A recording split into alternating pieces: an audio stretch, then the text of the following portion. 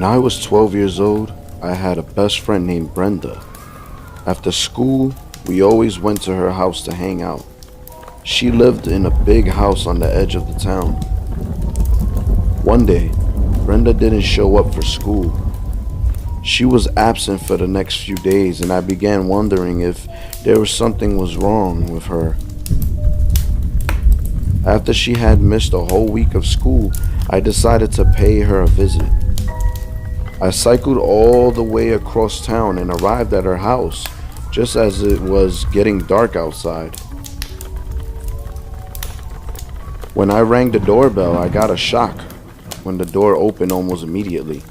Brenda's mother was standing in the doorway, but there was something strange about her. Her eyes seemed darker than usual, and her hair was hanging loose around her shoulders. I noticed that she was wearing a bathrobe. The most unsettling thing was the way she was grinning at me. She didn't say a word. She just stood there staring at me with an evil smile playing across her lips. "Is Brenda here?" I asked nervously. She beckoned at me to come in, and before I could say anything, she had slipped back into the darkened house. As I stepped inside, my eyes strained to see in the darkness, but I wasn't sure where she had gone. Just then, I heard a strange humming sound and followed it into the kitchen. I found her there, standing at the kitchen sink with her back towards me. The moment I entered the kitchen, she stopped humming, and there was an eerie silence. I took a seat at the kitchen table and waited. She seemed to be taking forever. I spent the next 5 minutes just sitting there, wondering what was going on. Then I realized something very odd. The whole time I had been sitting here, she hadn't moved a muscle. Her back was still towards me, and I couldn't see her face. Her hands hung limp by her sides, and her head was tilted slightly. Something was very wrong. I stood up nervously and approached her. She remained completely still. Ever so slowly, I moved around her and tried to get a look at her face to see if she was alright. The sight still haunts me to this very day. Her eyes were wide open, and she still had that evil grin on her face. I was so freaked out that I couldn't bear to stay in the kitchen a moment longer. Without saying a word, I backed out of the room and made my way towards the front door. I jumped on my bike and began cycling as fast as I could down the driveway and all the way across town. I didn't stop until I reached the safety of my house. It wasn't until a few days later that I found out why my friend Brenda had been absent from school. My parents told me that there had been a tragic death in Brenda's family. My parents broke the sad news to me, and I was crying from fright. Brenda's mother had died suddenly, and the night I called over to her house, Brenda had been at her grandparents' place, attending the funeral. Years later, when I was 16 years old, I made a little extra money by working as a babysitter on the weekends. One evening, a friend of mine called me and said she knew a family who desperately needed a babysitter.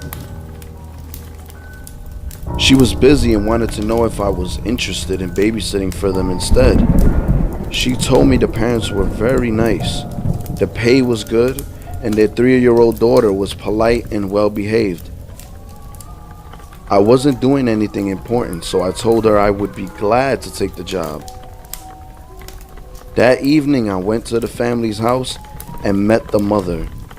Her name was Ruth, and she was getting ready to go out for the night with her friends. She mentioned that her husband was out of town on business and gave me some numbers to call if I needed to get in touch with her. The night went very easily. I made dinner for the little girl, gave her a bubble bath, then got her dressed for bed. It was around midnight when I heard the front door open and footsteps coming down the hallway. I thought it was a strange noise because I hadn't even heard a car pull up. Turning around, I was relieved to see Ruth making her way into the living room where I was sitting watching TV. She never said a word to me, and as she walked past me, I was surprised by how different she looked.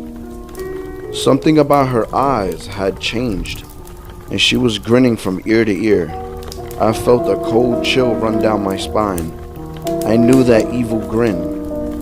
I had seen it before, many years ago, if you recall. Ruth sat at the dining table with her back towards me. Her hands hung limp by her sides. Her head was cocked to the left. She was humming to herself. No answer. Ruth, I asked nervously. Ruth, are you alright? Ruth? You're not alive anymore, are you? With shaking hands, I quickly gathered my things and backed out of the room. When I got into the hallway, I opened the front door and looked outside. There was no car in the driveway. All of a sudden, the eerie silence was broken by the sound of the phone ringing. I didn't want to answer it. I was afraid of what I might hear. For a moment, my hand seemed to hover over the phone. Then I lifted the receiver and put it to my ear. I already knew who it was. It was the police, calling to tell me that Ruth had been involved in a car accident an hour ago. She had been killed on impact. Tears were streaming down my face as I ran upstairs, grabbed Ruth's daughter in her bed and bundled her up in a blanket. As we came back downstairs, I had to pass the door to the living room. I could still see Ruth sitting at the table with her back to me.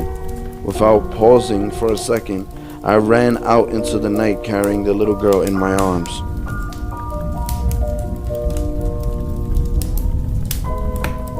My name is Masha, and I'm 16 years old. I live in a small town in Russia.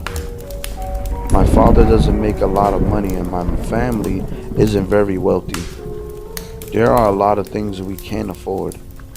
One of those things is the internet. One day, while I was in school, one of my friends told me she had heard about a new service that gives you free access to the internet.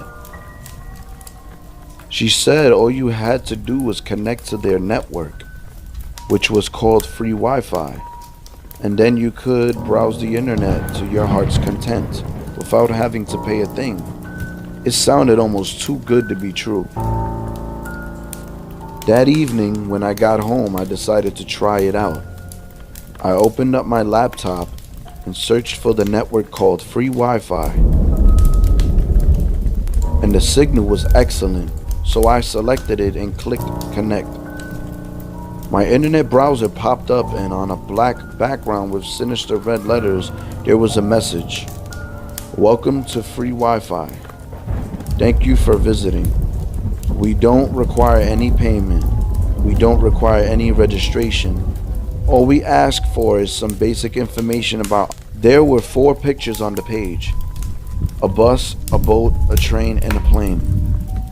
Underneath there was a question mark with a set of words stating, "What is your usual mode of transport?" I cycled to school. My father didn't own a car and we could never afford to go anywhere on holiday. I didn't use any of those modes of transport, so I just chose the train at random and clicked on it.